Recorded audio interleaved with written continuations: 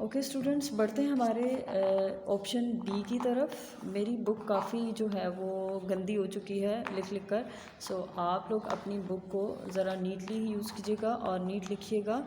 B option है हमारे पास, एक अमाउंट उन्होंने हमें दे दी है और वो कह रहे हैं इसको लिखें इज इक्वल किसके, यानी कि उन्होंने इसको एक्सपेंड कर दिया, फैला के लिख दिया है।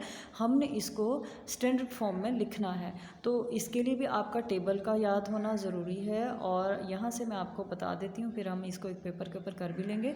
जैसे वंस, टेंस, 100, 1000, 10,000, 100,000 एंड मिलियन।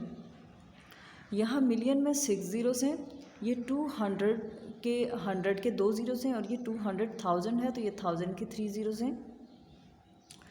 ये 10,000 है तो ये उसके ज़ीरोज़ हैं, और ये 1000 के लिए ज़ीरोज़ हैं। ठीक है, सो हम इसको पुट करेंगे स्टैंडर्ड फॉर्म में। स्टैंडर्ड फॉर्म में लिखने के लिए बच्चों हमने इसको लिखना है जिस तरीके से आपके टेबल के अंदर लिखा हुआ है, हमने इस फॉर्म में इसको लिखना है कि ज़ीरोज़ को हमने गायब कर देना है। सो अगर आपको टेबल याद है तो आप बहुत आसानी से लिख सकते हैं। आपका क्वेश्चन है,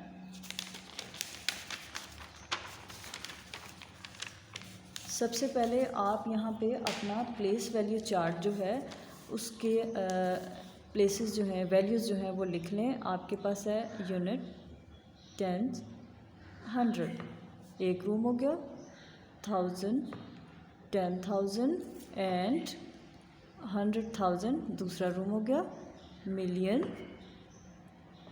10 मिलियन एंड 100 मिलियन। ओके, अब हमारे पास जो अमाउंट उन्होंने दी है हम उसे 1 बाय 1 पिक करेंगे विदाउट ज़ीरोज़। ये हमारे पास है वंस, ये you can say unit, 9, then आपके पास 50 है, इसको हम टेंस कहेंगे, सो हम ज़ीरो ड्रॉप कर देंगे, हम 5 लिखेंगे। देन 100 में 100 है और 400 के 2 ज़ीरोज़ ड्रॉप कर देंगे, हम इसको 4 लिखेंगे। देन आपके पास 1000 है तो 1000 के साथ कोई डिजिट नहीं है, सो आप क्या करेंगे, यहाँ पे एक ज़ीरो पिक करके लिख देंगे, एक यहाँ से और एक यहाँ से। ठीक हो गया।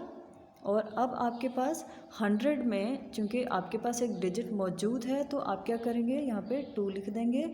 सो ये आपका बन गया 200,000। ओके हो गया।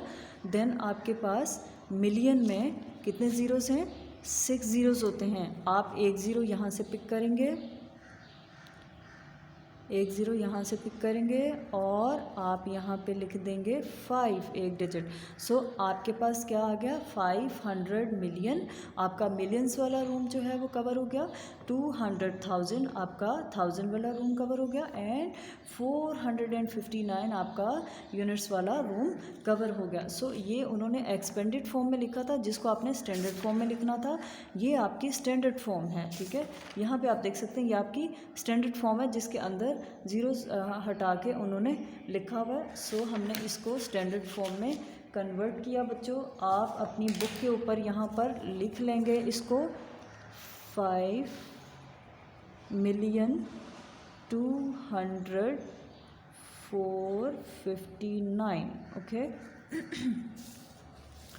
नेक्स्ट ऑप्शन की तरफ जाते हैं। C, insert space to express 725,895,213 in international number system.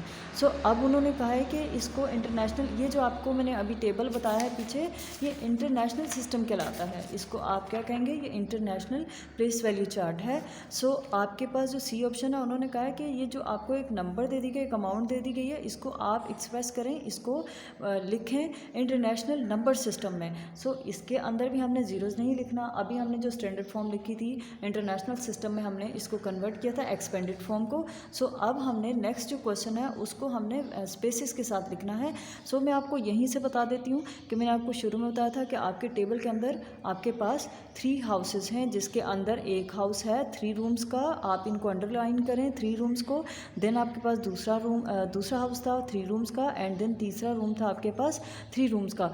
सो आपने इन 3 रूम्स को अलग अलग से लिखना है स्पेसिस के साथ। ठीक है, 725 million, then 895,000 then space 213। Okay हो गया।